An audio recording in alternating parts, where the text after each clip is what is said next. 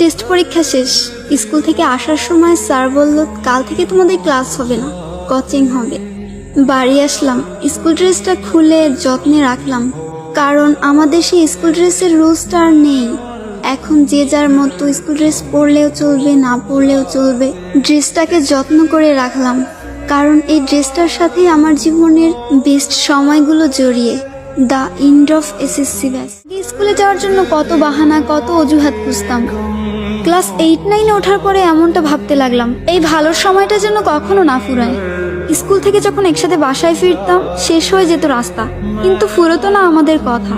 সাক্ষী ছিল last bench, সাক্ষী ছিল রাস্তা, আমাদের ফেলে আসা হাজারো রূপকথা। ফাইনালি চলে আসলো বিদায়ের সময়। স্কুলে প্রথম দিনটা আর শেষ দিনটা একই ছিল। চোখে জল ফেলেছিলাম 2 দিনই, কিন্তু কারণটা ছিল একেবারে আলাদা। একটা যাবার আনন্দ আর একটা বিদায়ের ব্যথা।